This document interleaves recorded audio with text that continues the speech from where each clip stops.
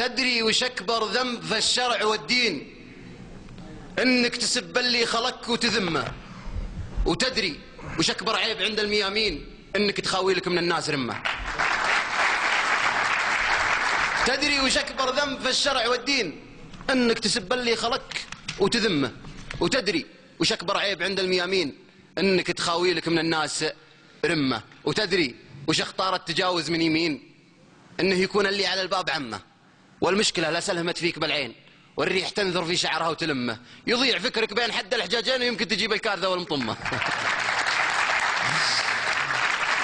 وتدري وش اللي يدبل السبد ويشين؟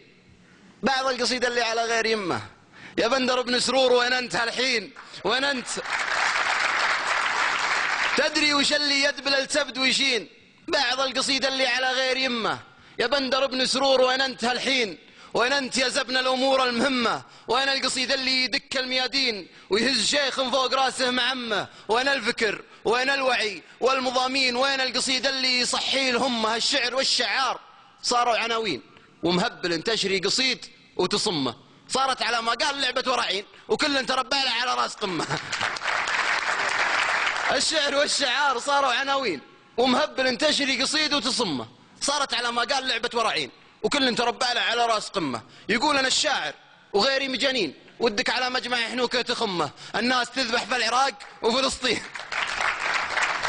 يقول أنا الشاعر وغيري مجانين، ودك على مجمع حنوكة تخمه. الناس تذبح في العراق وفلسطين، وقصايده هي حلو عينه وفمه. عساه يوخذ فضح أقول أمين، اللي بنات الناس شغله وهمه. أحد يحاول ستر عذر البعيدين، وأحد يحاول برده بنت عمه. قد قالها بندر قبل عدة سنين، يثور معها الحر ويثور دمه. ولا الردي لو مرته بين قوسين، تزول عن عينه مزول المغمة. يا بنت شومي عنها للضعف تكفين، مالت ومال اللي قريب مجمه. ويا الشاعر اللي من رجال مسمين، عليك فرض لازم انك تتمه. الدار والعادات والسلم والدين، ثم عقبها وجه عليات يمه. سلام.